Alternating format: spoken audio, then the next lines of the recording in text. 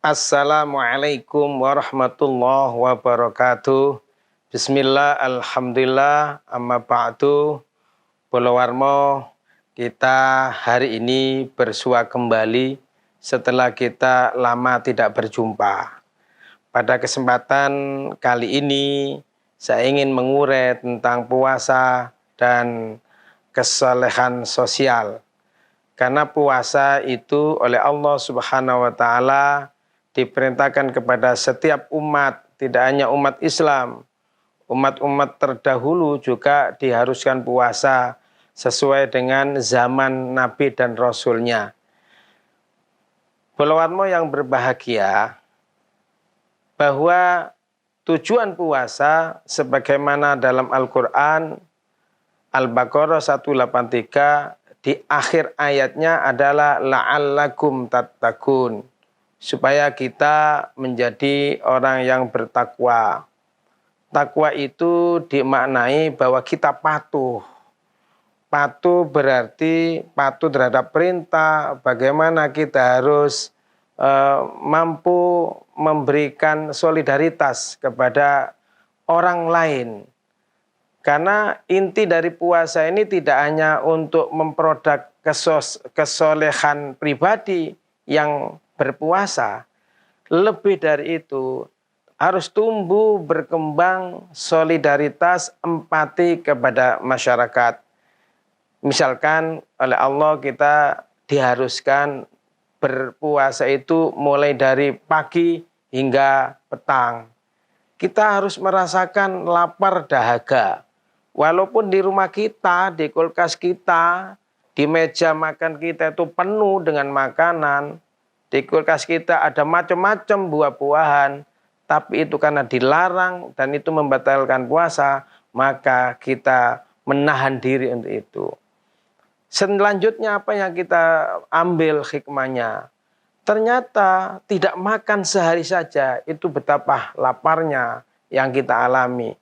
Bagaimana kalau kita melihat tetangga kita, teman kita, kawan kita, bahkan karyawan kita yang kita miliki, yang ada di berbagai macam aktivitas, yang di pabrik, yang di mebelan, atau karyawan di sebuah instansi pemerintah.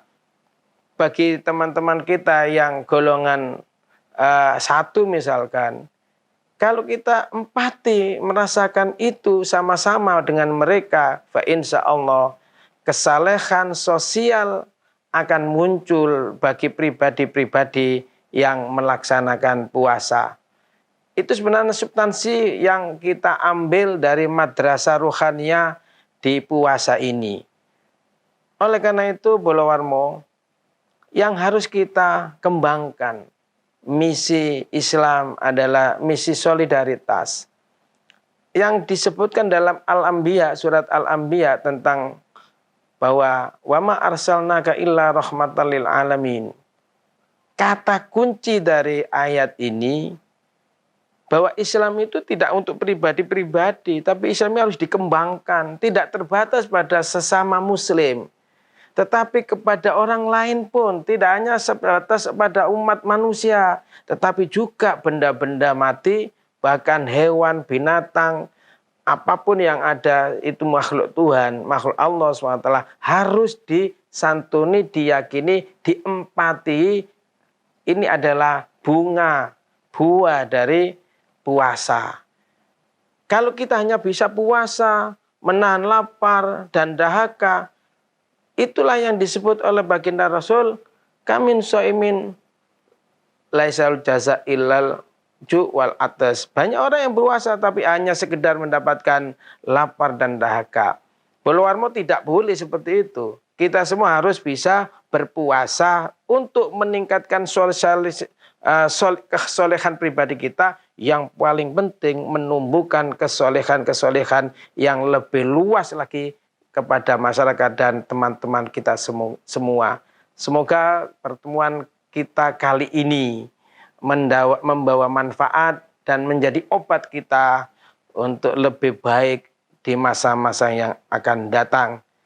Akhirnya saya ucapkan ilal liqa ma'as salama. Wassalamualaikum warahmatullahi wabarakatuh.